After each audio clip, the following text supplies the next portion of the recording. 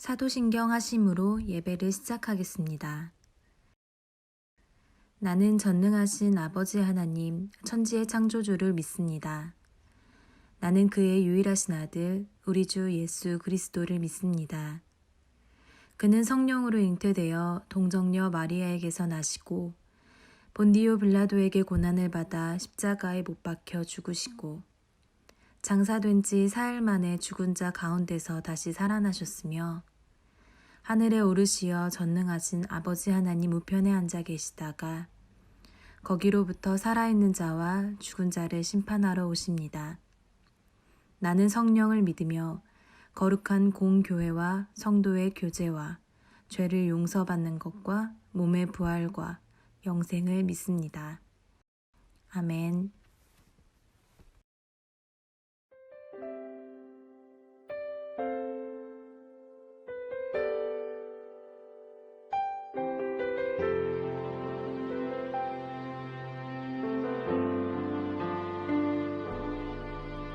많은 이들 말하고 많은 이들 노래는 하지만 정작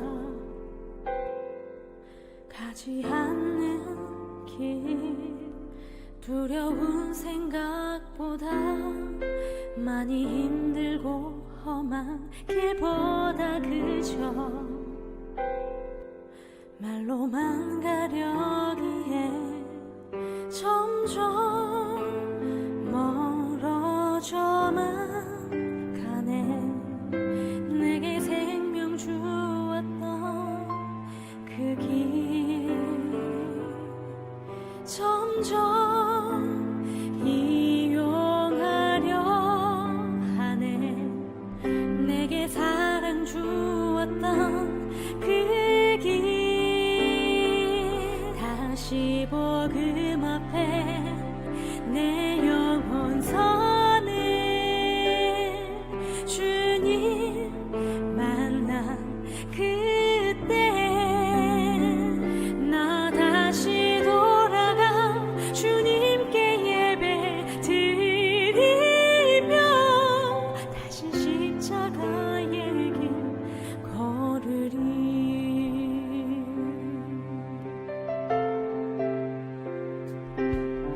많은 이들 말하고 많은 이들 노래는 하지만 정작 가지 않는 길 두려운 생각보다 많이 힘들고 험한 길보단 그저 말로만 가려기에 점점 멀어져만 가네. 내게 생명 주었던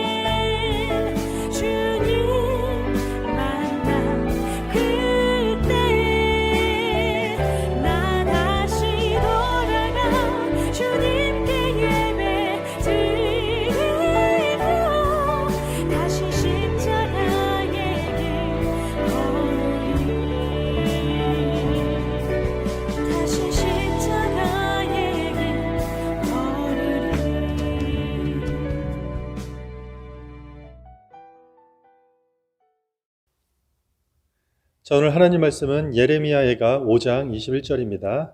구약성경 예레미야애가 5장 21절입니다.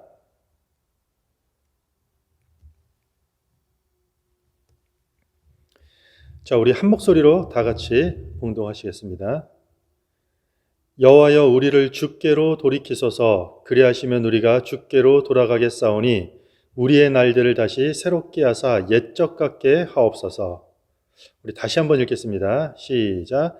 여호와여, 우리를 주께로 돌이키소서. 그리하시면 우리가 주께로 돌아가겠사오니 우리의 날들을 다시 새롭게 하사 옛적 같게 하옵소서. 아멘. 자, 오늘은 God Renews, 하나님께서 새롭게 하신다라는 세 번째 주제입니다.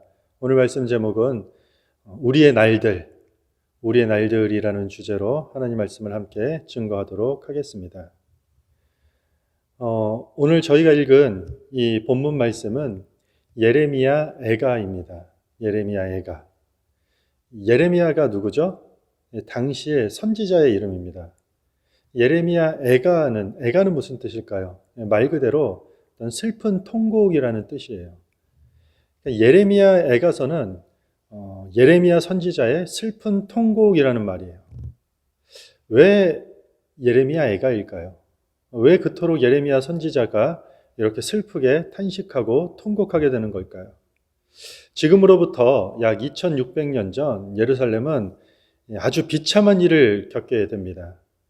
아마도 이스라엘 역사상 가장 참혹하고 고통스러운 시간이었을 것입니다. 하나님의 도성 예루살렘이 무너지고 나라가 망해서 이스라엘 백성들이 포로로 끌려가게 된 것입니다.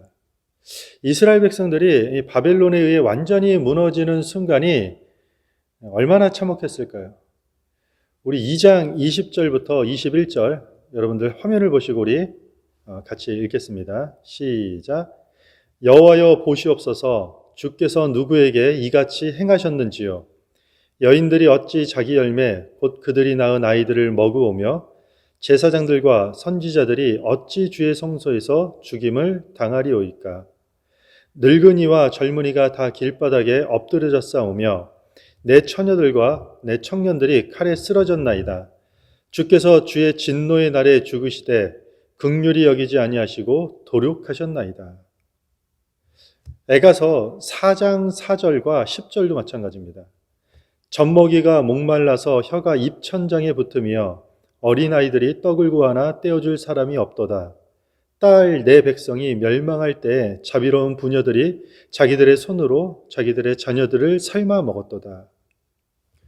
여러분들 읽으시면서 어떤 느낌이 듭니까? 이 장면이 상상이 가십니까?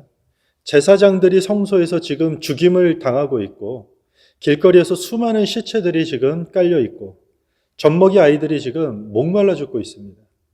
심지어 기근으로 자기 자녀들을 삶아 먹을 정도로 이스라엘은 지금 멸망 후에 아주 참혹하고 끔찍한 일을 겪게 되고 있는 것입니다. 400년 동안 건재하게 서 있던 솔로몬 성전이 지금 불에 다 타서 무너진 것입니다. 지금 예레미야 선지자가 참혹한 이스라엘의 멸망의 눈으로 목격하며 탄식의 눈물을 흘리고 있습니다.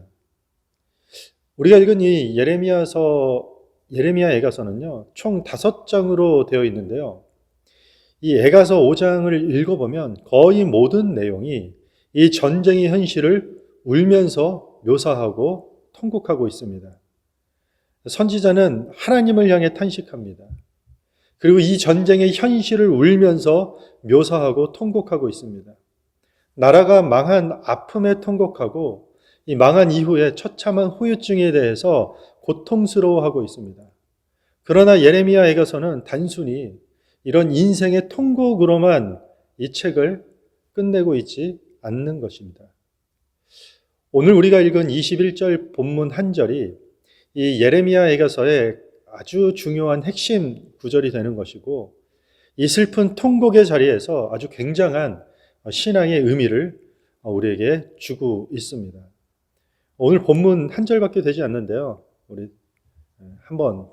다시 한번 읽겠습니다. 시작. 여호와여, 우리를 주께로 돌이키소서. 그리하시면 우리가 주께로 돌아가겠사오니 우리의 날들을 다시 새롭게 하사 옛적 같게 하옵소서. 아멘. 이 나라 잃은 슬픔으로 애통하던 이 예레미야 선지자는 이 슬픔의 끝자락에서 다음과 같이 하나님께 간구합니다. 뭐라고 했죠? 우리의 날들을 다시 새롭게 하소서. 우리의 날들을 다시 새롭게 하소서. 하나님, 우리의 날들을 다시 새롭게 하여 주시옵소서. 하나님께 다시 새롭게 해달라는 대상이 우리의 날들이에요. 영어 성경에는 our days라고 써 있어요. 우리의 날들. 여기서 우리의 날들은 우리의 시대를 뜻하는 단어예요. 지금 전쟁의 폐허로 이 백성들이 겪고 있는 아픈 이 시대를 하나님 새롭게 해 주시옵소서라고 지금 간구하고 있는 것이에요. 오늘 2022년 우리가 살고 있는 이 시대는 어떤가요? 우리는 어떤 시대를 지금 살고 있나요? 뭐니 해도 머니가 최고라는 물질 만능주의가 이 시대를 지배하고 있습니다. 청소년 자살률의 가장 큰 원인이 우울감이래요. 우울감. 대한민국에서는요, 대한민국뿐만 아니라 전 세계 3억이 넘는 인구가 우울증에 지금 시달린다고 합니다. 우울증이 지금 이 시대를 지배하고 있는 것이에요. 언어 폭력과 이 집단 이기주의가 온라인을 통해 이 시대를 지배하고 있습니다. 지금 이 시각에도 1분의 11명이 기아로 사망하고 있어요. 여전히 가난과 빈곤이 이 시대를 지배하고 있는 것이에요. 이렇게 뒤틀린 가치관과 이 불균형의 경제의 불균형이 시대를 지배하고 있음에도 불구하고 절대로 하나님을 찾지 않는 시대가 오늘 이 시대가 아닙니까? 참혹한 이스라엘의 현실을 다시 새롭게 해달라는 이 예레미야의 간절한 기도처럼 오늘 우리도 하나님께 우리의 날들이 새롭게 되도록 반드시 기도해야만 하는 것입니다. 오늘 우리가 읽은 21절 본문을 통해 우리의 날들이 새롭게 되기 위한 이 두 가지 신앙의 교훈을 얻을 수가 있습니다. 첫 번째 교훈은요, 애통하는 자가 되는 것이에요. 첫 번째 교훈은 애통하는 자가 되는 것입니다. 오늘 본문 21절 상반절을 보면은요, 여호와여 우리를 주께로 돌이키소서 그리하시면 우리가 주께로 돌아가겠사오니. 이사야 선지자는 우리를 이 시대를 돌이켜달라고 지금 기도하고 있는 것이에요. 이 말은 하나님께 회개하며 애통하는 것이에요. 오늘 우리가 읽은 이 예레미야 애가서 이 슬픈 통곡이에요. 말 그대로. 히브리어로 이 예레미야 애가서의 제목이요, 에카라는 단어예요. 무슨 뜻이냐면 어찌하여라는 뜻이에요. 어찌하여. 예레미야 애가 1장과 2장과 4장의 시작부를 보면은요, 전부 다 슬프다로 시작해요. 슬프다. 그래서 예레미야 선지자의 별명이 뭐라고요? 눈물의 선지자. 눈물의 선지자예요. 감수성이 풍부해서 눈물의 선지자인가요? 아니죠. 그 시대의 불의함, 그 시대의 완악함, 그 시대의 불순종에 대해 누구보다도 애통했기 때문에 눈물의 선지자라는 것이에요. 이스라엘 백성들은 그 불의함과 완악함과 그 불순종으로 인해서 폐허가 됐어요. 그렇게 폐허가 된 이스라엘 백성들을 지금 바라보면서 비록 하나님께 신실하지 못했고 하나님께 충성스럽지 못했지만 그 범죄함으로 인해 지금 이러한 결과가 벌어진 것이지만 은혜와 사랑과 자비가 영원하신 하나님께 이 백성들이 다시 회개하게 해달라고 애통하고 있는 것이에요. 오늘날 우리는 무엇으로 애통합니까? 여러분들은 무엇 때문에, 어떤 일 때문에 여러분들 애통하는 일이 생깁니까? 정말 이 시대에 일어나는 불의함과 이 완악함 때문에 여러분들 애통하십니까? 죄인들이 다시 주님께 돌이키게 해달라고 여러분들 삶 속에서 하나님께 애통하는 모습이 있습니까? 엄밀히 말하면 우리가 애통하지 않는 것이 문제가 아니라 그것을 내 문제로 생각하지 않아서 애통하지 못하게 되는 것이에요. 무슨 말이냐면 애통하지 않는 것 자체가 문제가 아니라 이 시대의 안타까운 문제들을 바라보면서 그것이 우리의 문제로 생각하지 않기 때문에 우리는 전혀 애통하지 못하게 되는 것이에요. 우리랑 상관없는 일, 나와 관계없는 일로 바라보기 때문에 애통할 일이 없다라는 것이에요.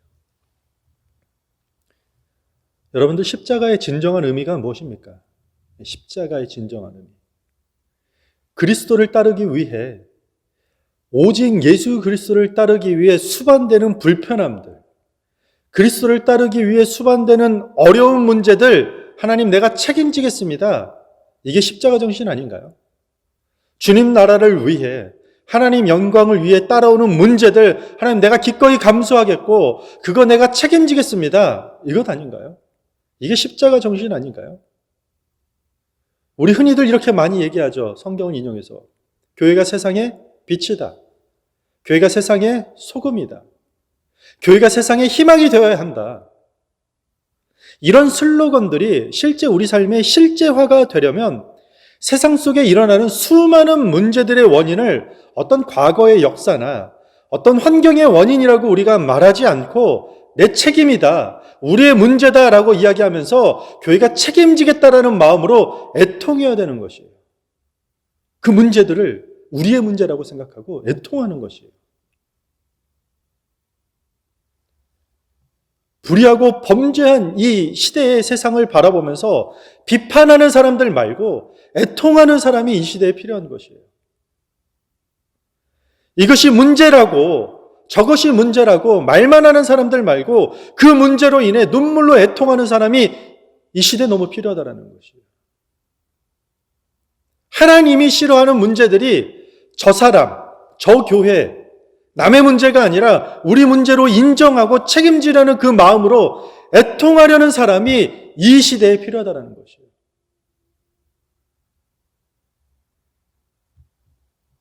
이런 애통하는 모습이 우리 가운데 있습니까? 현대 그리스도인들의 특징이요. 그저 즐겁고 좋은 일에만 참여하려는 것 같아요. 즐겁고 행복한 일만 관심 갖고 거기에만 참여하려고 해요.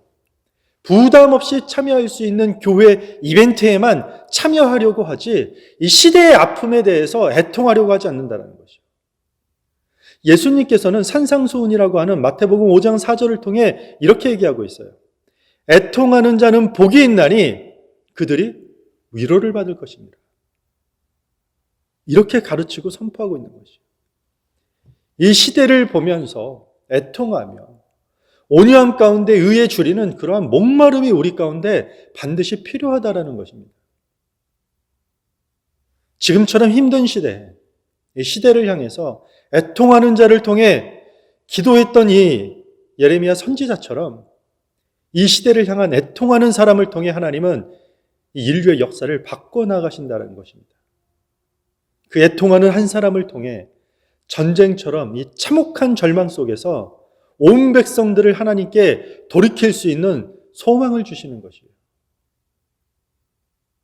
이 혼탁한 시대를 바라보며 시대의 이 암울한 상황을 위해 하나님께 애통하는 교회와 그러한 성도가 되기를 바랍니다.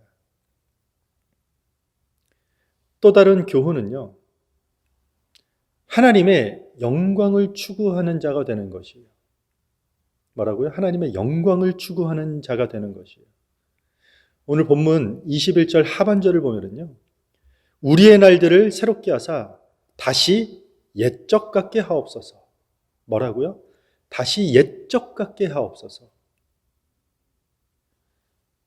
이방인의 발에 처참하게 짓밟히는 광경을 지켜보면서 예레미야 선지자가 우상 숭배로 인해서 불신앙으로 인해서 지금 예루살렘 성전이 파괴되는 이 뼈아픈 광경을 두 눈으로 목도하면서 지금 희망을 간구하는 것이에요.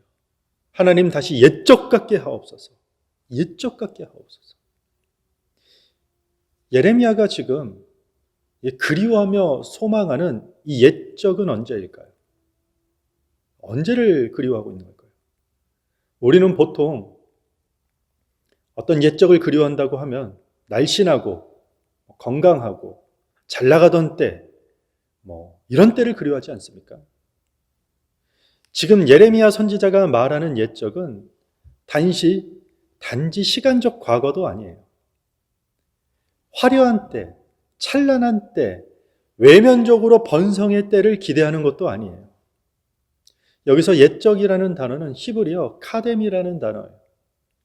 이 단어의 뜻은요, 하나님의 영광이 충만한 때를 상징하고 있어요. 어떤 때요? 하나님의 영광이 충만한 때를 상징해요. 지금 예레미야 선지자가 말하는 그 옛적의 때는요, 영광스러운 하나님의 창조의 때가 되는 것이요. 여호수아의 인도하에 믿음으로 가나안 땅을 취하던 그때예요. 하나님 마음에 합당하다라고 여겨지는 다윗 왕의 치세에 하나님을 경외하였던 다윗 왕조의 때이기도 해요. 잘 먹고 잘 살던 그때가 아니라 온 백성들로 인해서 하나님이 영광 받으시던 때, 그리고 그 영광 안에서 살아가던 때를 얘기하는 것이요. 그게 그 옛적이라는 것이에요. 모든 나라와 국가들이 그러하듯이 이스라엘 역사도 나쁜 것도 있었고 좋은 것이 이게 함께 섞여 있었어요. 예레미야 선지자가 그리워하는 이 옛적은 하나님의 영광 안에서 이 평안, 이 샬롬의 삶을 누리며 가르치던 때를 얘기하는 것이죠. 오늘 우리 시대, 우리가 살아가는 이 시대가 그리워해야 할 옛적은 언제인가요? 여러분들은 어느 시절을 가장 그리워하고 있습니까? 그리고 그것을 그리워한다면 왜 그토록 그 시간들을 그리워합니까? 이 시대 교회가 가장 그리워해야 할 옛적은 하나님의 영광을 삶의 우선으로 추구하던 때가 되어야 되는 것입니다. 오늘날 우리 교회가 이 시대가 가장 그리워해야 될 그 시간은요, 하나님의 영광을 우리의 삶에 가장 우선에 놓고 그 하나님의 영광을 추구하고 그 영광 안에서 하나님의 평화를 누리며 살아가던 때를 우리는 그리워해야 된다는 것입니다. 지난 과거 한국교회가요, 일제 치하의 신사참배를 공식적으로 인정했던 좀 부끄럽고 어두운 역사도 있었습니다. 하지만 일제강점기에 수많은 순교자들의 죽음으로 이 땅 가운데 복음이 흥왕할 수 있게 되었던 것입니다. 대한민국의 복음은 그렇게 세워지기 시작했어요. 누군가가 목숨을 바쳐가면서까지 하나님의 영광을 추구했기 때문이요. 그러나 지금 이 시대는 어떻습니까? 교회가 번영을 더 추구합니다. 하나님의 영광보다 이 세상의 영광을 더 추구하게 되었습니다. 우리는 지난 세대와 비교할 수 없을 만큼 참혹한 악평들이 세상으로부터 교회를 향해 막 퍼부어지고 있는 것이에요. 물론 근거가 전혀 없는 비난도 많지만 때로는 부끄러운 우리의 진실을 반영하는 비판들도 너무 많다라는 것이에요. 이 시대만, 오늘 우리가 살고 있는 이 시대만 하나님 앞에 범죄한 것은 결코 아니에요. 과거에도 이런 반복된 역사 속에서 늘 그랬었어요.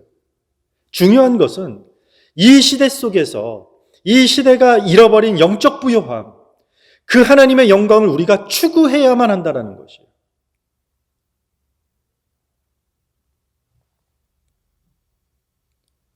시대가 발전하면서 과거에 비해서 현재 좋은 것이 더 많아지고 있는 것 같아요. 저도 그런 더 좋아지는 혜택을 훨씬 더 과거에 비해서 더 많이 누리고 살아가는 것 같습니다. 그런데 과거에 비해서, 현재에 비해서 과거가 더 좋았던 것도 있는 것 같아요. 저 개인적으로는 신앙이 그 중에 하나라고 생각합니다. 저 개인적으로는 신앙이 과거의 것이 더 좋지 않았나 이렇게 생각해 봅니다. 제가 어릴 때는 금요 철야 기도회가 있었습니다. 물론 지금도 있죠. 그런데 그때는 정말 밤을 홀딱 새워가면서 철야를 했습니다. 저녁쯤에 시작해서 새벽 12시, 1시가 돼가면 일부가 끝나고 겨울이면 오뎅탕을 먹거나 아니면 간식을 이렇게 먹고 그리고 다시 기도회가 시작됩니다. 그러고 나면 정말 다음날 해가 동틀 때가 돼서야 이 기도회가 끝이 납니다. 또한 기도원 참 예전에 많이 다녔던 것 같습니다. 산기도 많이 했던 것 같습니다. 산에 올라가면 이제 각자 뿔뿔이 흩어져서 나무 한 그루씩 붙잡고 방석 하나 거기 깔고 이제 그때부터 나무 붙들고 기도하기 시작합니다. 졸기도 많이 했겠지만 목이 쉴 때까지 주여 주여 주여를 몇 번이나 불렀는지 모릅니다. 기도가 잘 되지 않을 때는 그냥 가만히 앉아서 옆 사람 기도 이렇게 엿듣다가 때로는 그 기도에 은혜를 받은 적도 있었던 것 같습니다. 요즘 시대에 특히나 우리 캐나다에선 그런 것을 경험하기란 아주 어려운 것 같습니다. 거의 없다고 볼 수 있죠. 밤을 홀딱 새우는 철야 기도의 날, 산에 올라가서 소나무 잡고 흔들던 추억이 그립고 좋았다라는 뜻으로 저는 지금 말하는 것이 아닙니다. 밤을 새워가면서까지 하나님의 영광을 추구했던 그 신앙이 더 좋았던 것이에요. 깜깜한 밤에 산속에까지 들어가서라도 소나무 붙잡고 흔들면서까지라도 목 놓아 주님만 외쳤던 그렇게 하나님만 소리 높여 불러댔던 그 신앙이 더 그립다라는 것이에요. 피곤한 일과 마치고 집에 돌아오면 저녁에 쉬어야 되잖아요. 쉬어야 될 법한데 저녁에는 그렇게 그냥 편하게 쉬어야 되는데도 그 시간에 투잡을 뛰든지 아니면 자기 개발을 해야 되든지 일해야 되는데 금요 철야로 기도원으로 산으로 올라가는 건 누가 봐도 너무 미련하고 무식한 신앙생활의 방법이라 하겠지만 그렇게까지 해서라도 그런 방법까지 동원해서라도 오직 예수만 찾고 의지하였던 그렇게 하나님의 영광만 추구했던 그때가 하나님의 영광 안에서 샬롬의 때였다라는 것이에요. 시대가 변하면서 교회도 신앙도 지나치게 너무 개인 중심으로 변해가고 있어요. 교회도 어느 순간 물질 중심으로 변해가고 있어요. 하나님의 영광보다 개인의 영광이 더 중요하다고 말하고 있어요. 하나님의 영광보다 돈 버는 시간들이 더 중요해졌어요. 현대 그리스도인들에게는. 이렇게 개인의 삶이 계속 익숙해지니까 하나님의 영광을 구하지 않게 되는 것이에요. 돈이 중요한 삶에 계속 익숙해지니까 하나님의 영광은 찾지도 않고 안중에도 없는 것이에요. 세상의 유한한 익숙함 때문에 영원한 하나님의 영광을 부디 놓치지 않길 바랍니다. 사랑하는 성도 여러분들, 여러분들 이 시대를 어떻게 바라보고 계십니까? 우리가 사는 이 시대를 과연 여러분들은 어떤 시대로 여기고 계십니까? 분명한 것은 우리가 살고 있는 이 시대, 우리의 날들이 반드시 새롭게 되어야만 되는 것이에요. 우리가 긍정적으로 보든 조금 부정적으로 보든 분명한 건 이 시대는 하나님 앞에 반드시 새로워져야만 되는 것이에요. 이 시대가 새롭게 되기 위해서 어떤 사람이 필요하다고 했습니까? 이 시대의 불의함과 이 시대의 완악함을 보며 비판하는 사람 말고 입으로만 이렇다 저렇다 이렇게 말하는 사람 말고 가슴으로 애통하는 자가 이 시대에 너무 절실히 필요하다는 것이에요. 이 혼탁한 시대를 바라보면서 이 시대의 암울한 현실을 직시하면서 눈물로 애통하는 그리스도인이 되길 바랍니다. 또한 자기 영광이 아니라 하나님의 영광을 추구하는 자가 이 시대에 너무 필요합니다. 주일 예배 출석하고 성경 공부 참석하고 무슨 일 있으면 목사한테 와서 상의하고 기도 부탁까지 하면서라도, 그렇게까지 하면서라도 오직 하나님의 영광을 가장 추구하는 자가 되시길 바랍니다. 그 영광 안에서 진정한 평안, 그 영광 안에서 진정한 샬롬을 누리는 그러한 그리스도인들이 여러분들 되길 주님의 이름으로 축원합니다. 시대가 잃어버린 이 영적 부요함으로 인해 애통하길 바랍니다. 하나님의 영광을 추구하는 교회로 돌아가는 이 시대의 교회와 이 시대의 성도가 되기를 주님의 이름으로 축원합니다. 그런 우리를 통해서 하나님께서 반드시 우리 시대를, 우리의 날들을 다시 새롭게 하실 것이라 믿습니다. 다 같이 기도하겠습니다. 하나님, 사건, 사고가 끊이지 않는 이 시대를 우리는 살고 있습니다. 불의함과 완악함이 이 시대 속에 너무 많은 것을 우리가 보고 있습니다. 이 시대의 아픔, 이 시대의 죄악담을 향해 우리가 비판하는 자가 되지 않고 눈물로 가슴으로 애통하는 자가 되게 하여 주시옵소서. 자기 영광 추구하느라 혈안이 된 이 시대에 우리는 오직 하나님의 영광을 추구하는 삶을 살길 원합니다. 주님, 우리의 어두운 이 시대를, 이 우리의 날들을 다시 새롭게 하여 주실 것을 우리가 간절히 기도합니다. 이제는 우리 주 예수 그리스도의 은혜와 하나님의 사랑과 성령님의 교통하심이 우리가 살아가는 우리의 날들이 다시 새롭게 되는 그 영광을 추구하며 애통하는 그 성도들의 마음 가운데 이제로부터 영원토록 함께 있을지어다. 아멘.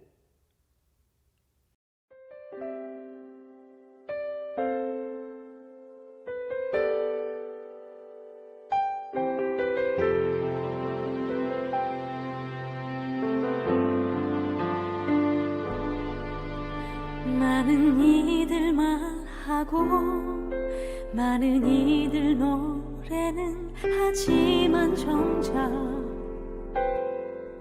가지 않는 길, 두려운 생각보다 많이 힘들고 험한 길보다 그저